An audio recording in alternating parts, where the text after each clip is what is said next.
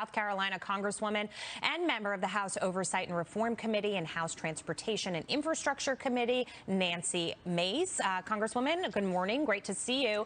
Let's continue the conversation about taxes right now, because there are a lot of constituents, some of yours out there, who are against some of these proposals and think that they will have a chilling effect on the economy, on their families, and how we live our lives as Americans. Your thoughts on this? I think most of America, whether you're Republican or Democrat, are going to be against tax hikes. And when you look at what the Biden administration is trying to do, I can't think of a worse idea in the middle of a pandemic than to raise taxes.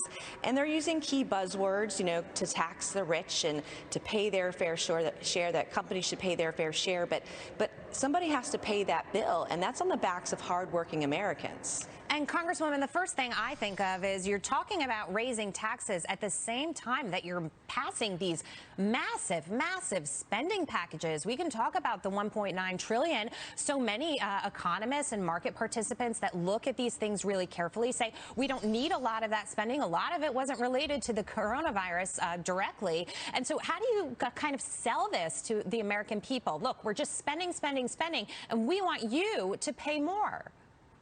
Well, the bottom line is you cannot sell this to the American people. Over 90% of that package had nothing to do with COVID-19 relief. You saw Chuck Schumer ask for a bridge in New York. You saw Nancy Pelosi asking for underground rail to Silicon Valley in her backyard. All wasteful spending. And don't get me wrong, this spending has been a problem on both sides of the aisle. Washington has a spending problem, not a revenue problem. We've seen states, even in the middle of a pandemic, getting record revenues. And when we talk about pulling people out of poverty, the last thing you want to do is raise taxes and keep spending. We're only going to slow down our ability to get out of and recover economically from COVID-19 with these spending plans, with tax hikes. It's going to hurt wages. You're going to see fewer companies starting fewer jobs at lower wages, and it's going to hurt every single person in this country. Yeah, and when you really itemize and look at what some of the spending proposals have been, some of them that you outlined, you think about, you can spend to invest. As a market participant, you can kind of understand that. You spend to invest, it could create jobs, projects, whatnot. That's not necessarily the case here. Some of these programs are not going to give back to the economy. No, they're not. And they're going to keep people on the government dole. And when the government is responsible for you or your family, you have less incentive to work. You look at the COVID-19 package we just did.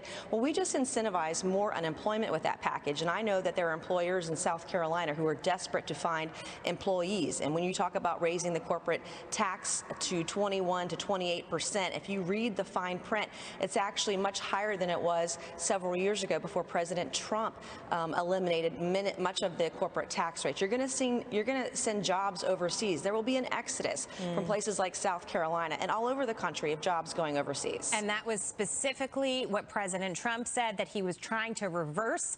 Those plans were in place, and here we go again. I mean, the next thing that we're watching, Congresswoman, is the midterms, right? We're looking forward, as we always do, and President Trump saying that the GOP has a, quote, very good chance of taking back the House. Your thoughts? Do you believe that the Republicans will see some gains in 2022? If we continue to fight for and work for the policies that President Trump and his administration were successful on, those were the Tax Cuts and Jobs Act, where we had record unemployment for men and women of all colors and genders being successful, businesses through the roof. We saw the Operation Warp Speed with the vaccination. The reason COVID-19 cases are down are because of the speed with which we produced a vaccination under his leadership and his administration. We saw bipartisan prison reform. We saw so many good things happening. If those are the values and the things that we fight for going forward in the midterms, if we show that we can be fiscally conservative, that we will not raise your taxes, then Republicans absolutely can win back the House in 2 years. And I believe the Biden administration and Nancy Pelosi specifically, because this is Pelosi's party and Biden is just playing in it, right?